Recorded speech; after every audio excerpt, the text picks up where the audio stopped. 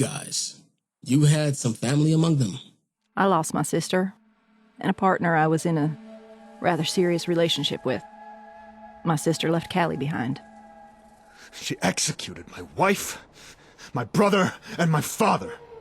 We watched from across the river, just like she wanted. She lit those fires and launched those flares, and then spent the day hanging them. We couldn't look away. We couldn't do anything to stop it, because there were so few of us left. So we watched our families die slowly. That's what got this colonel coming back for a rematch? No. Our losses aren't what drives the Colonel's desire for a rematch. He doesn't give a fuck about anyone but himself. It's his own losses. He watched both of his sons and his only brother hang. The loss was so humiliating that he lost his command and was demoted. Not only humiliating, he instantly became the last of his family line. There ain't gonna be no little Colonel fuckheads roaming the planet. The Gunners never considered Diamond City a target after that. They'd never sanctioned this. He has to be funding this effort on his own somehow. We have his funding supply figured out. It's been cut off. What we don't have is his location so we can finish the job. So look, if you want to raise this Callie niece of yours in peace, we can give you that. We can finish the job, and we can leave you alone. This Colonel guy, he's gonna keep coming until you're dead. So keeping your mouth shut to protect him ain't gonna help you any here. But us, the sooner I get the fuck out of your hair and never come back, the happier I'll be. We'll leave you the fuck alone. But we need your help here. Tell us where he is, so I can leave and we can go gut him and his men like pigs. Then we'll all be done with him. He's been in Vault 816. Ever since the Gunners demoted him, he's been hiding out there, planning his revenge. 816, huh? I know where that's at. You say he's been there this whole time? Like, for years? Because last I heard, there was a pretty harmless bunch of Atom cultists down there. Yeah. After the defeat in Diamond City and subsequent demotion, he took his few remaining loyal men to find a new base of operations. They weren't at their strongest, so they found a vault full of otherwise peaceful children of Atom and wholesale slaughtered them. Were you guys in on this vault slaughter? No. We resigned our commissions right after the defeat at Diamond City. Kali was barely done with breastfeeding. She would have starved. I got no taste for this bullshit anymore. Every time I see a gunner uniform, I have nightmares for days. Your sheriff, she's the devil. Yes, she is. Remember that in case you're lying to me. Anything else you want to tell me? You play me straight, you'll never see us again. The cultists and their arcane trappings you meet outside the vault are just a cover to keep people away.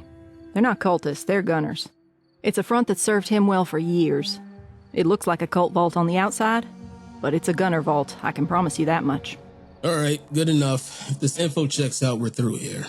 You don't want to make any last minute, corrections?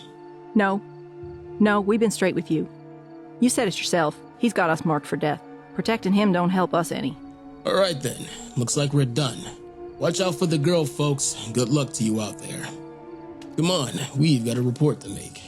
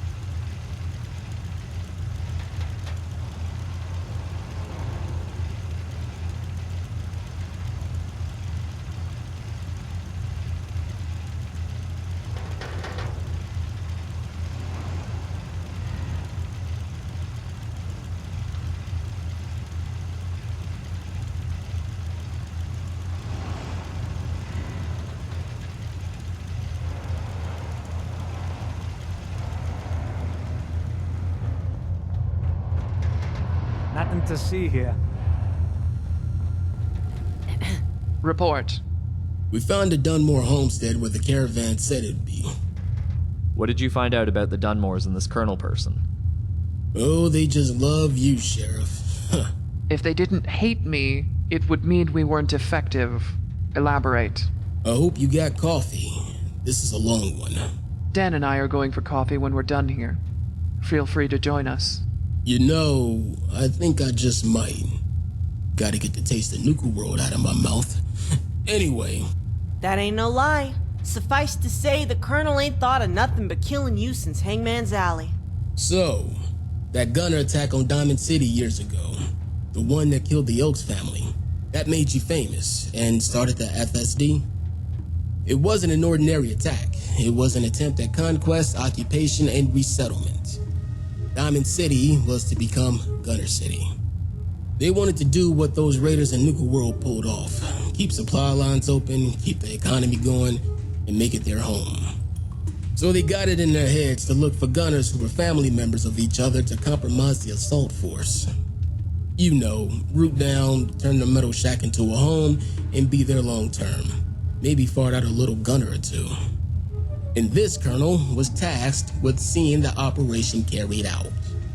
Not the smartest move for anyone who's a historian of military conflicts, but I suppose gunners don't care if entire families get annihilated. You had a force comprised of parents and their adult children, husbands and wives, siblings, in-laws, and cousins. And at the helm was the colonel, who brought both of his sons and his brother on the assault operation. I see where this is going. It don't take a rocket surgeon. Exactly. You know that thing you did where you launched the flare to get their attention, then decorated River Street with the prisoners? Turns out the colonel watched both his sons and his brother go up on those lampposts, gagging and kicking at the clouds while Diamond City cheered. Not saying he didn't have it coming, but you ended his family line that day. The Dunmores, you helped about 75% of them shake their mortal coil while the last 2 of them watched them across the river. They left the gunners to raise their mutual niece, made an orphan on that day. So, in looking to slaughter entire families in Diamond City, this colonel instead found himself on the receiving end of his own objectives. I'm pretty sure the irony is lost on them. The troubles we've had with them recently, this entire venture is external of the gunner organization. This is all the colonel. This is all about vengeance. And this is all about hurting you, our friends, and what we've built here. Don't get me wrong, the Dunmores will love to strangle you with your own entrails too, but they moved past it to raise their adoptive daughter. This is why any officer worth their salt won't put a family in such a position. But, as Dan said, the gunners don't care about their troops. Did you get a location? I did actually. Vault 816, the beast from the east. The Karen Vault. Oh, you're the history buff, Dan. Lay it on us. During the early half of the 21st century, mankind underwent a dramatic dumbing down, not seen since the burning of the Library of Alexandria. Terminals, interconnected on a decentralized civilian network, allowed for the unrestricted free movement of information and misinformation. Facts were replaced with fantasy as experts became marginalized and people started to believe whatever they wished.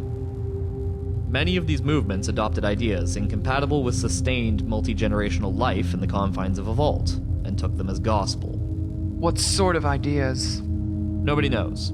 According to the merchants, the children of Adam occupy it, and they built up the outside like a fortress. They've been there as long as anyone can remember, and they're not interested in history. Nor are they interested in allowing outsiders access to any terminals which would yield answers. The only thing that is for sure is Vault Tech routed all paying customers subscribing to these beliefs into this one vault to protect the others.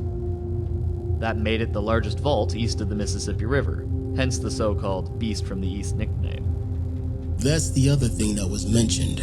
This colonel took Vault 116 from them shortly after the defeat, slaughtered every last one, I'd imagine. There are supposedly some of his troops around the entrance dressed up as cultists to keep outsiders away. It's all a cover. You're the head scout, Crenshaw. Can you add anything? No, and that's the problem. That vault's been a black box for as long as anyone can remember. Children of Adam don't let anyone near the entrance. Seems to have worked so well that no one even noticed when the gunners took the vault from them and put up the coat facade. Ironic the Colonel achieved with the vault in an ancillary operation what he couldn't achieve with Diamond City as his main operation. Total and seamless replacement of the population. Irony doesn't seem to be the Colonel's strong suit. Lily, I don't know anything about 816 that Crenshaw didn't mention. Just it's a black hole where nobody goes and the cultists have it. Had it, at least. This will make planning difficult, to say the least. one thing is for certain. We're not going to be waiting around to be hit again. We're going there and we're going to finish this once and for all. And of course, Lily's sidekick here. Good work on escorting Crenshaw to the Dunmores. Here is your payment. Did you have any questions? It will take time to plan, weigh, and decide on various options, but an assault of this vault in some capacity is in order. We will contact you when we are ready to move. You've been a reliable hired gun this far. We'll need some time to consider all of this and plan a number of strategies. And coffee. I said count me in for the Slocums. Word from Gary is that Terry is working really hard on dressing up the place. I'm looking forward to seeing it. Yes, of course. Anyone here is invited. Lieutenant, bring the walkie-talkie we recovered from the gunners. It may yet prove useful. Sir? I'll meet you over there. I'm gonna drop off my power armor first. Excellent work, everyone. Expect to hear from us in the next 48 hours. Dismissed.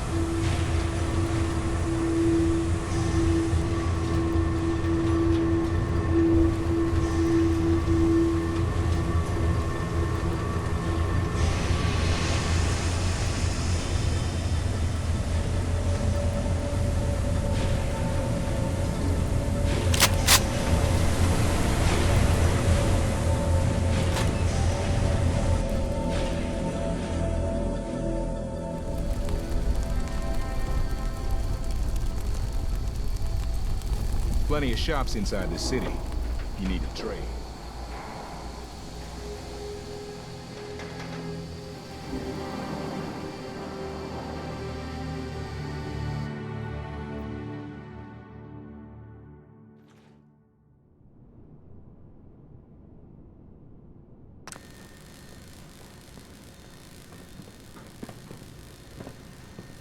Hey, who pushed all these tables together? Terry. Oh, you must be Gary's new girl. We haven't met yet. I'm Crenshaw. Gary and the others from DC call me Iggy, so you can too. Terry. Very nice to meet you, Terry. Any friend of Gary's is a friend of ours. Terry? Not at all. It's fine. Just not used to seeing anyone really give a damn about this place. Those tables haven't been moved since I've been here. What's the occasion? Terry! Aw, that's so sweet, Terry. And creative, I'll give it that. That was very thoughtful of you, Terry. We are honored to be part of your grand opening. Well, this explains why Gary told me to get down here. Mind if I join you? Not at all. Please do, Whitworth. Oh, so you're Terry, huh? Nice to meet you. Terry? Of course, where are my manners? I'm Whitworth. I live 2 doors down from you. Welcome to the neighborhood. Terry? The boom booms, bang bangs, and stabby stabbies. Gary doesn't have much use for my store, but my customers keep him in business. Ha! That's weapons dealer humor. Terry? This looks like an entirely new cafe. Very impressive. Terry? I agree. This room was in need of a makeover. God damn, Terry. This is some serious gourmet shit. Fuck me. I haven't had coffee this good since before the war. How'd you get ground so fresh? Terry? Good coffee is essential for morale. I'm glad we finally have some. Terry made quite the impression during her debriefing with Lieutenant Dan and I. Thank you for bringing her home safely, Lily. It was my pleasure. And well worth it for coffee like this. So, you guys ever figure out what those raiders wanted with all those vault supplies she had for the department? They were loading them on a boat. Terry? Lieutenant Dan reached out to Bunker Hill to try to find out more information on them. We heard back from Kessler. Lieutenant? If Kessler was a good leader, those raiders would have been dead years ago. Just thought I'd throw that out there. Yes, Kessler relayed some very useful information about this gang. Unsurprisingly, she has dealt with and paid ransoms to them before. Apparently, kidnapping and ransom of paying Bunker Hill customers is their MO, customers who have yet to settle their bills with Bunker Hill. If the customer owes Bunker Hill 1,000 caps, they will ransom their victim for 500, for example, and Kessler usually pays. It would seem, Terry, that your idea of hiring Stockton to move your cargo is what saved you from their other MO. Terry? That being if they kidnap someone who doesn't owe Bunker Hill money or Kessler doesn't pay. Exactly. These raiders are widely known to sell said kidnapping victims to the gunners for 100 caps. Everyone assumed for slavers. Kessler's message was delivered in an envelope that contained another message, this one from Lucas Miller. Lucas Miller just happened to be leaving Bunker Hill after one of these failed ransoms, heading north along the coast in his usual route. He saw one of these exchanges take place from a distance. The raiders accessed a door with a keycard and entered. A few minutes later, the raiders came back out without the kidnapping victim and went on their way. But here's why Lucas sent the message. It happened in front of Vault 816, a stop on his route. Occupied by a very cloistered, but rather benign, sect of the Children of Adam. The Children of Adam ain't into slavery. I mean, don't get me wrong, they're into a lot of wacky shit. But the meat market ain't one of them. Lucas has access to that vault. He's the only merchant they let in the last few years, and it pisses off the other merchants to no fucking end. None of them could get in to do business, no matter how hard they tried. Now it's starting to make sense. They were trying to hide it from too many eyes. I may have a dedicated route, but talk to the other caravans on the road. Lucas is famous for being the only merchant they let into that entrance. They let him do business with them when nobody else can even get their foot in the door. Literally. We always thought he might be a closet cultist. Tell me he's not in on it. That doesn't fit his personality. Lucas, above all else, doesn't want to get involved in trouble. He's not the type to ask questions. He would not compromise a paying customer unless this was a very grave issue for him. He had nothing to gain by sending us that message. That he felt compelled to put his neck on the line and sent a message to us at all speaks volumes about his revulsion to slavery. I've known Lucas for years, and I've never heard a better description of him than that just there. Sheriff ain't lying. Lucas has the personality of a dead bloodworm. An ice-cold one. He say anything else? He stopped by to do business? Terry? He did, only an hour later. He said nothing looked out of the ordinary on the inside. He didn't see the victims, and he did business with cultists. This is starting to add up. It is. The last piece of the puzzle came with the cargo manifest on the boats that Terry's shipment was being transported on. Cargo manifest? The hell kind of raiders are these? These guys don't even wipe their asses. I ain't never heard of no raiders keeping a cargo manifest. Most of them can't even read. The kind of raiders who are dealing with a meticulous and well-funded gunner splinter group that resides in Vault 816. Lieutenant? The cargo manifest said Terry's shipment was to be brought to Vault 816 for a sizable fee, most likely to restock the occupants. In light of that evidence, we think we know what's going on now, and it supports the assertion that Dunmore has made about gunners in Vault 816. We believe that this Colonel individual is indeed in this vault, that his unit successfully rooted out and exterminated the children of Adam there. In order to avoid suspicion, they've kept up the cult facade. So well, in fact, it fooled Lucas Miller. We know that he had an entire group in Vault 75 devoted solely to kidnapping for the Institute, which was shut down by Crenshaw and Lily's sidekick. We feel he's doing the same with these kidnapping victims. His need for funding only gets more dire with each setback we deal him. You can say it, Dan. We turned those fuckers into a pile of hamburger in that tunnel. Trapped them like rats in a meat grinder. That would not be an inaccurate comparison. This all started years ago when the Gunners decided to try and overthrow Diamond City and occupy it as their new capital. And failed. By now it's safe to assume you've all heard the story of what we did to those Gunners and why they've never attacked since. This colonel was tasked with the operation. He recruited whole families of Gunners to join the assault.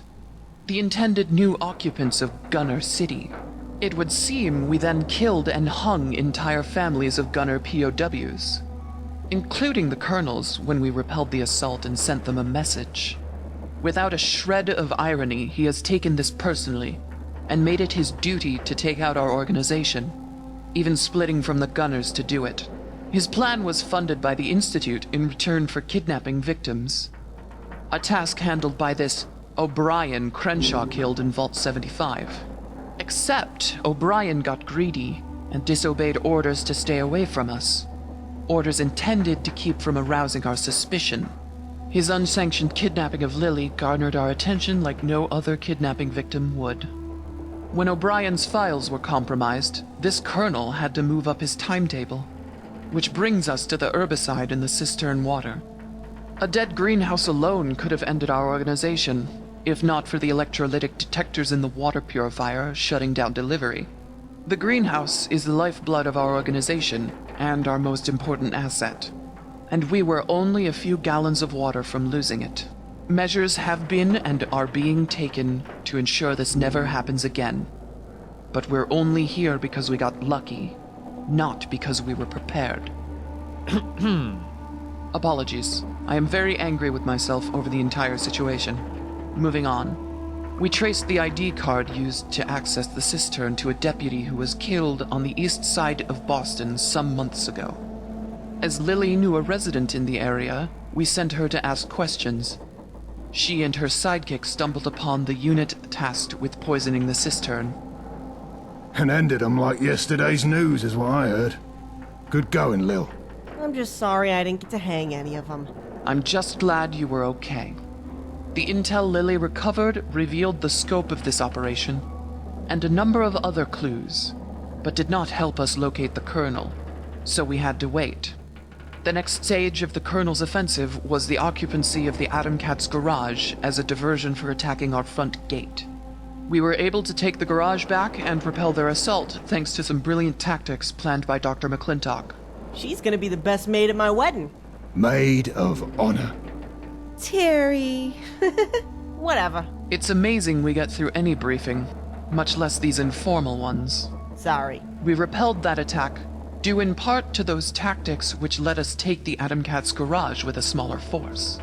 As Lily observed, the attack on our main gate ended with them trapped in a tunnel under the police rationing site. We took no prisoners. What happened to that one you took? I saw her in a jail cell when we got back with Spears. Her information proved vital in locating the Dunmores. Once we were sure it was correct, we did what we do to Gunners. Which brings us to the Dunmores, where we discovered that the Colonel is residing in Vault 816, most likely having slaughtered the original occupants. These revelations about the raiders that kidnapped Terry, as well as Lucas's message, all support a gunner presence there as well. Confidence is extremely high, and we are done sitting and waiting for him to move. All right. So, what are we doing? I have no idea. The place is reportedly a fortress even before you reach the main gate door. The cultists were very concerned about persecution. What I do know is that charging headlong into situations like this and pushing every flashing button we see is never the best approach. It's always worked for me. We need to formulate options, unconventional ones. So, if you will all excuse us, Lieutenant Dan and I must meet with Dr. McClintock. Terry, this coffee was superb. We are lucky to have you. I hope you have a successful grand opening. Terry. Lily, report to my office with your sidekick in 24 hours. We may need you again. I get to do the work again? When are you gonna start paying me? Why this time? We do pay you, and well. Oh, yeah. You know how important PSYOPs and public relations are to the functioning of this organization. The general population knows the faces of my lieutenants by design. It serves us well in both diplomatic and military efforts. That makes the two of you my most experienced fighters, with faces the Colonel's men won't instantly recognize. If there's a front to our operation, it will be the two of you. So rest well, enjoy your ample pay, and report to me in 24 hours. Understood? I got your back, Lily. We all do. Heck, that's a pretty damn good reason. Okay then, see you tomorrow, Sheriff. Until tomorrow, then. So, Terry, you know me and Gary are best buddies, right? You told me a bit about you, but I want to hear your side. Terry? Well, I guess at the beginning. Gary doesn't get out much. He's a healer, not a fighter. How did he meet someone from a vault so far away? Terry! Really? And that's how you guys met? From hundreds of miles away? Yeah, it's one of those things that sound like common sense after you hear about it. Terry! Hey guys, we heard about a grand opening. Mind if me and Gavin join you? Terry! Oh yeah? Sure. Let me make some room. How's it going, guys? Evan said we were crowding him, so we're headed over here. He wanted us to know that he's a big boy now and doesn't need a babysitter. Oh, he's over there right now? I gotta remember to go say hi. Speaking of, we asked him if being a big boy meant no more bedtime stories. He definitely still wants his stories, so I'm sure he'd appreciate that. I'll make sure to get one when I say hi then. Tari was just telling us how she met Gary from so far away. Oh, yeah? Well, how'd you do that? Terry! Really? Well, why the hell didn't I think of that? No shit? And I thought Barb was an out-of-the-box thinker. Language. Aw, give me a break, hon. Evan ain't here. Terry! See, even Terry agrees. She makes a good point. Oh, this is such bullshit! Terry! Don't sweat it. I'll stop by next time you're at the gate and you can curse for 15 minutes straight. How's that sound? I appreciate that more than you know. Hey, you remember that idiot I was talking about the other day? The one who dresses up like a security guard and stands behind Dummy Sullivan? Yeah, the annoying one, right? You believe he tried to show up dressed as a deputy to a briefing the other day? He got his hands on our fatigue somewhere. He just walked right in the front door and tried to pass Oates like he belonged here. Oates was like, "What the fuck? No, who the hell are you?" No way! Yeah, he got plastic surgery again. We only pinned him because of his voice. Oates made him strip off the uniform right then and there. Then he made him walk out the front door in his tidy whities at gunpoint. I thought I was gonna pass out. I was laughing so hard. Ha! I gotta shake Oak's hand for that one. He's my new hero. So, Terry, if that's how you met Gary, how'd the two of you, decide to become a thing? At least, when did you know? Terry! Well, we came from almost as far north as you, an island called Far Harbor. Terry? That's a long story. We were raised in two different camps. I was in those weird Children of Adam because they fed me in exchange for armor work.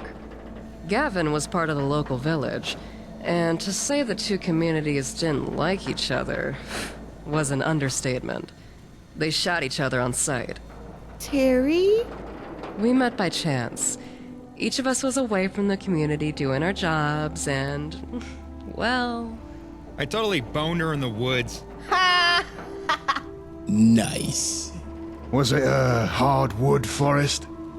Terry! Oh, Jesus Christ, Gavin! What? It's the truth. As I was about to say before being cut off, Terry, Gavin and I met by chance. And there was just... well, you know when you know. And when we saw each other... I knew it the moment I laid eyes on her. She was taking a bath in a pool, naked as a mole rat when I stumbled into the clearing. Ignore him, Terry. The point is, that one chance encounter led to our first planned date, and then another. And don't you say it, Gavin. A lot of private places out in those woods. Nice. Long story short, Terry, we fell in love. We hid it for a good long while, but when I got pregnant with Evan, everything changed. My people would have killed me and the baby. Gavin would have never been allowed to see me again. We had to do something. Everything became about how to save Evan. We booked passage on a boat, captained by someone who wouldn't ask too many questions. It wasn't a pretty trip. He ferried us across the water at the shortest point, took our caps, and told us to get lost. But it was all we needed.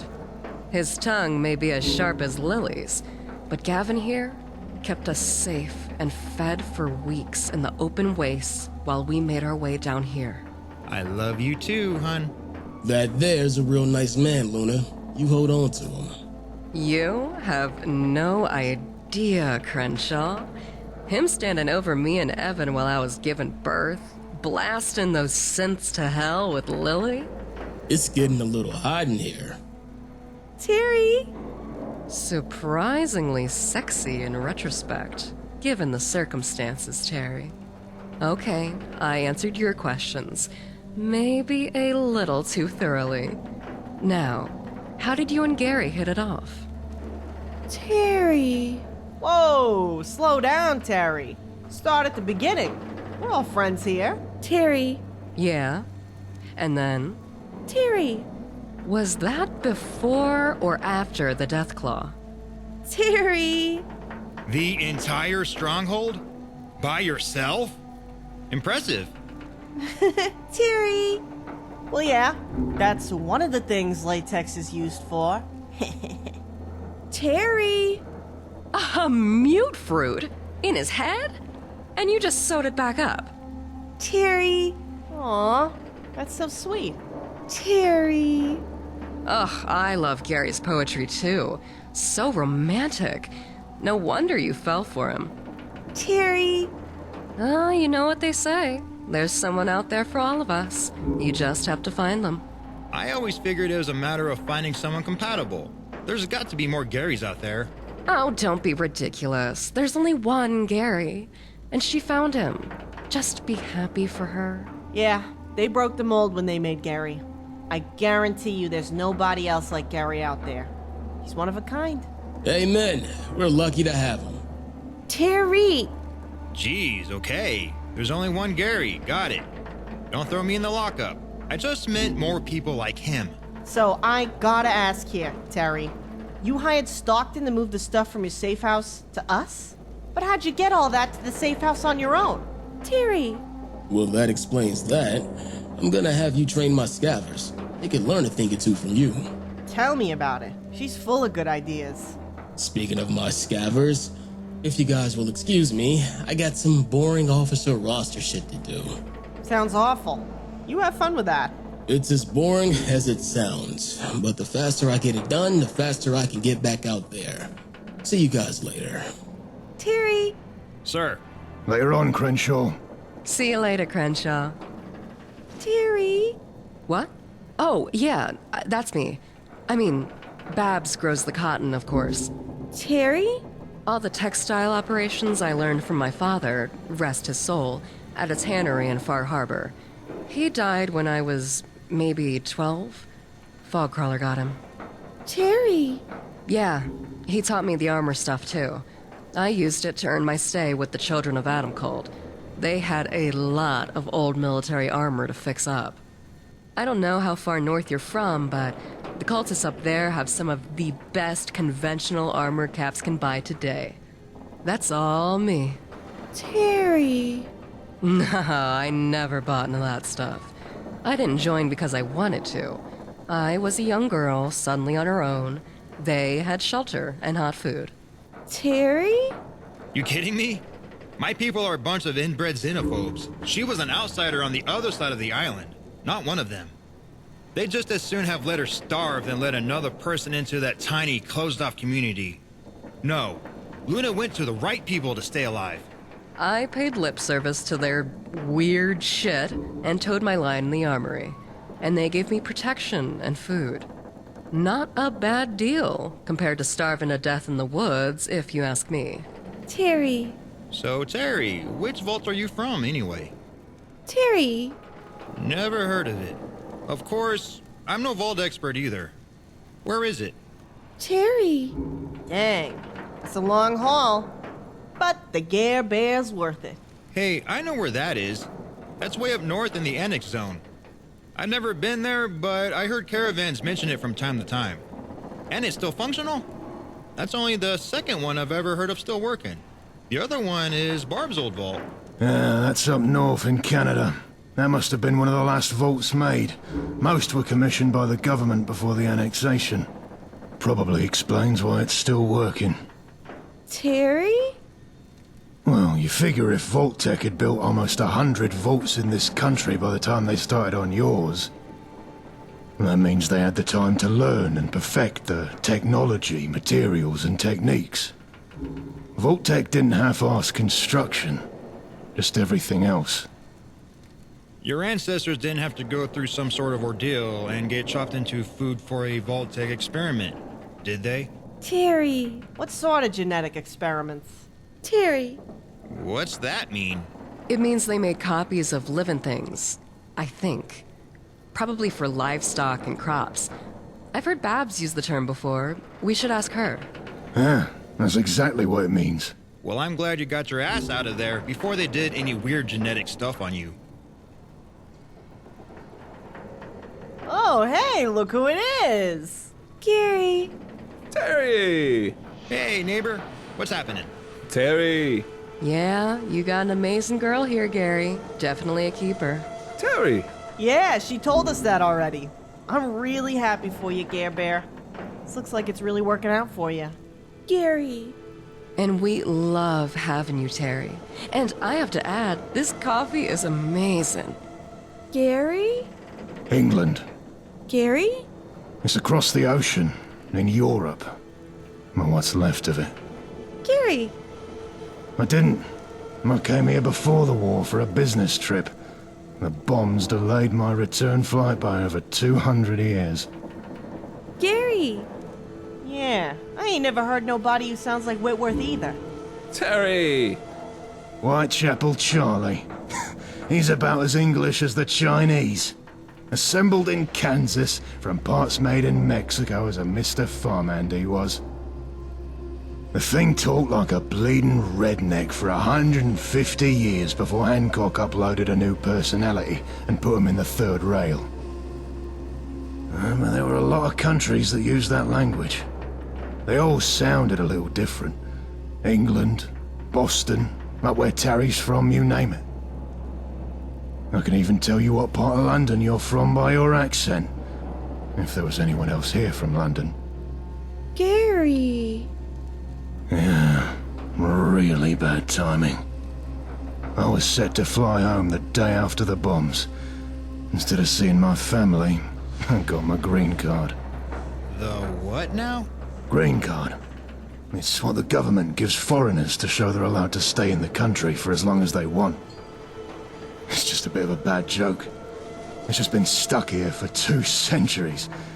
It feels like 100 lifetimes ago sometimes. Gary? I was a private contractor for the Foreign Office. Things weren't going well for us back then. The European Commonwealth had dissolved. There was a war with the petrol countries who were strangling Europe out of the market. That only led to more resource wars. It was every country for itself by then. And this country needed weapons badly for its own war. Weapons my government would supply. In fact, this country needed so many weapons that if the Chinese knew just how many we were sending over, they would have nuked us first. That's where my part came in. China warned my country not to supply the weapons, but we supplied them anyway, through unofficial channels. Me. The day before the bombs, I was in the Boston Federal Courthouse to ink a deal for literal shiploads of weapons to this country.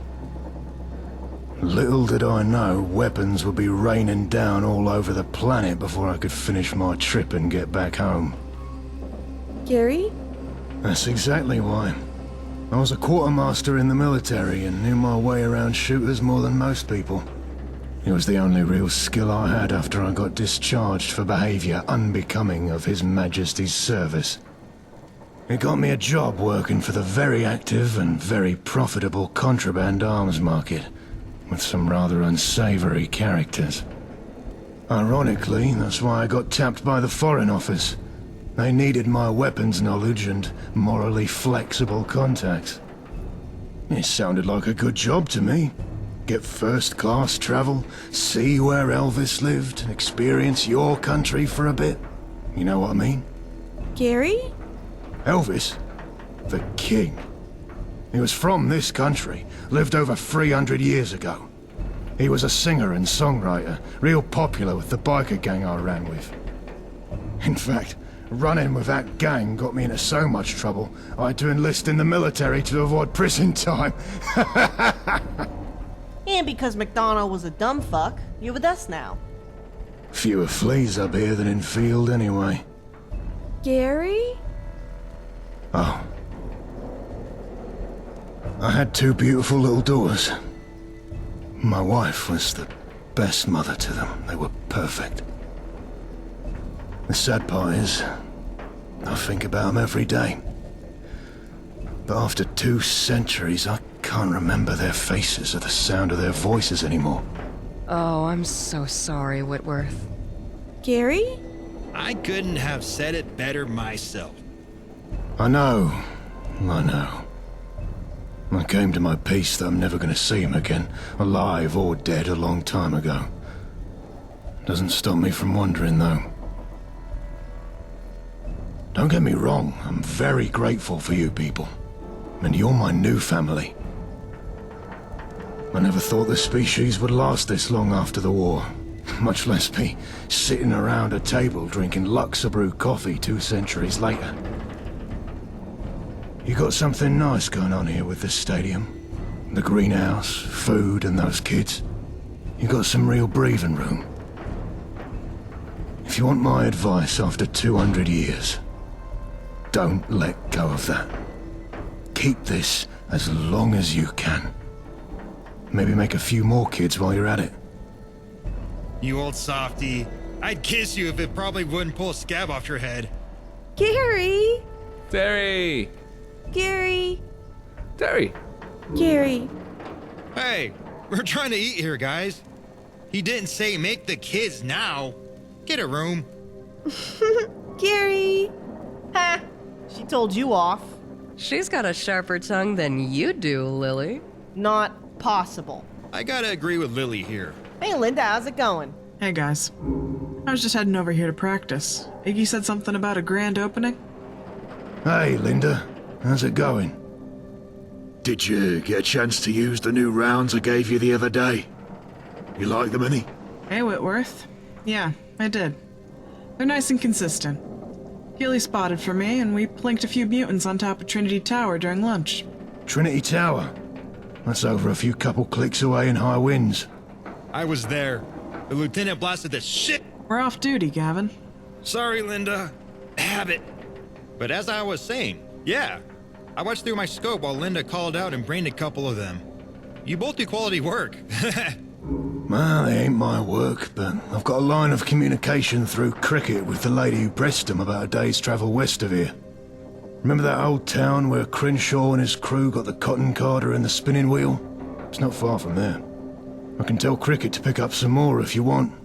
She should still be here in town until tomorrow. Definitely get 'em while you can. Tell Cricket to clear that merchant out of her stock in that size and put in an order for me. Tomorrow's promised to nobody in this world, so we'll get them while the getting's good. You got it, Linda. Gary! So, you're the one Gary's been telling us all about. Gary! Nice to meet you, Terry. I'm Linda, or Lieutenant Harkins for on-duty folks. Gary! Snipers. I head up the snipers for the department. Mostly, that involves teaching them to shoot straight and staying awake in a nest for 3 days. Terry! Yeah, well, we've known each other for over 10 years now at least. Right, Gary? Terry. I'm one of the ones who's been with the sheriff since the start. Can't remember when we met, I was so young. We shared cribs. Speaking of which... Oh god, here it comes. No, I'm done asking you for her name. You guys won't ever give that up. It's like some sort of game for you now. I just have so much trouble picturing the sheriff as a kid. Yeah, what was that even like? Frustrating. She won almost everything growing up. First place, top of the class, time and again. The only thing I did better than her was snipe. Some of our less secure classmates came to really resent her for that. Found it easier to be her friend. She's not someone you want to make as an enemy. She ever, had a guy she liked or anything? Thought once, maybe. I don't know.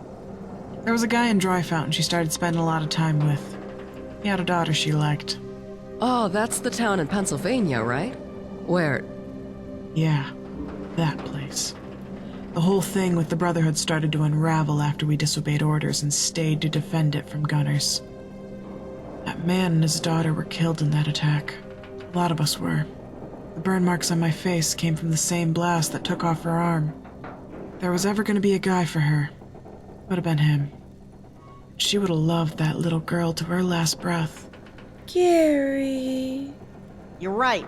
And that's why we don't talk about it around her. I still can't imagine her as a little kid, running around with toys and playing games. She didn't. That explains a lot. None of us did, actually. Unless you count cleaning guns, orienteering, and ranging targets for snipers. That explains a hell of a lot with you guys. This is why I don't answer your questions more often. Gary? No. We weren't allowed. Your life is never your own when you're born into the Brotherhood. You don't realize that at first. Some never realize it. They're real sneaky about it, too. You live, eat, breathe, and sleep Brotherhood until you believe you actually want to be there. Most younglings buy into the pride of the Brotherhood thing because they're never really given another option. They don't know any other way. Eventually, even if they realize they were born into it without any choice, they come to believe it's what they would have chosen anyway. Terry! It only sucks if you're aware enough to know it sucks. Suppose that's a silver lining, Gary. Hey guys, Iggy won't shut up about the coffee up here. You got room for one more? There's my power armor, buddy. Up and around. Oh, hey, Mark. Good to see you feeling better, Mark. Oh, hey, Mark. Yeah, pull up a seat. Terry! I promise I'll lay down if I get tired. But I ain't about to miss your girl's grand opening. Gary... Of course, it's the least I can do. I'm Mark. Just call me Spears. Gary? No, Spears. Plural. There's a S at the end. Gary? You got it. Nice to meet you, by the way.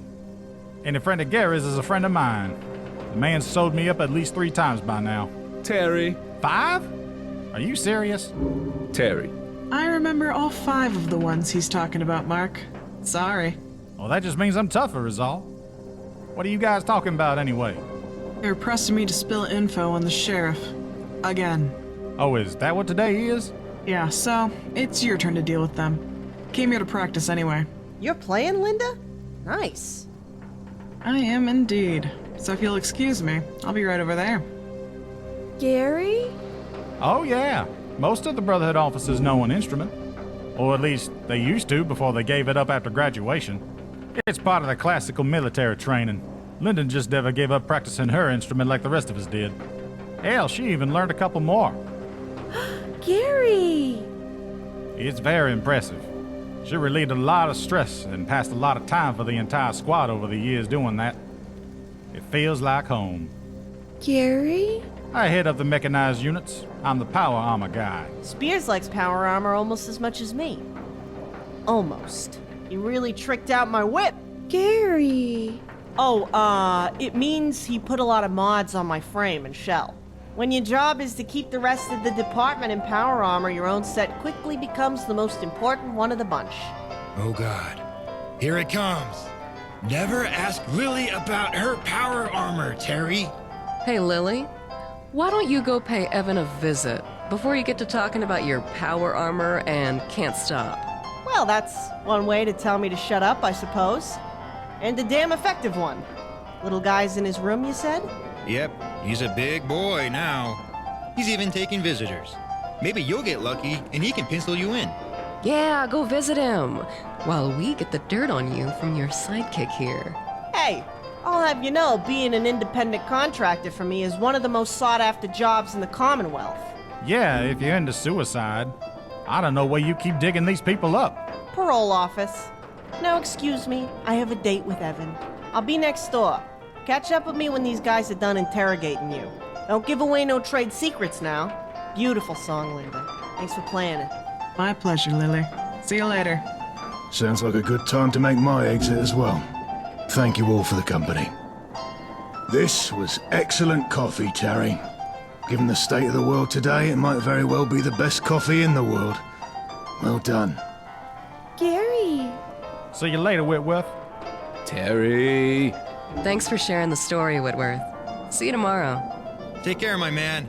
Thanks for showing up. Gary! Terry. If he asks, tell Evan we won't be much longer. Gary?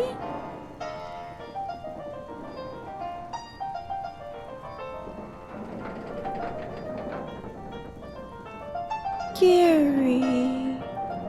Nobody here is gonna give it to you straight. But you've signed up for one of the most dangerous jobs in Boston.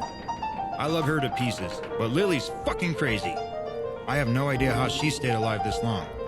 I just know her sidekicks never do. Terry. I've known her for a while. She's the fucking luckiest person to ever walk the face of the earth. Born under a good sign or something. Probably has a guardian angel to boot. She has a guardian angel, a T-53 Mach 6 power armor lining, a targeting software suite with eyepiece, and a second-gen EXC-17 servos in her frame. The sheriff was pretty clear about where we put the resources. Lily could hug a mini-nuke when it went off or bench press a bus, no problem. I can guarantee you no other power armor I've seen in all my years has 2 fusion cores for ripping a turret off a tank or throwing boulders. Best single unit I ever made, including Brotherhood elders and the sheriff's power armors. Gary! Yeah, that's a pretty damn good guardian angel. So you rolled with enough of us now. What do you think of our little organization? I hope it made an impression.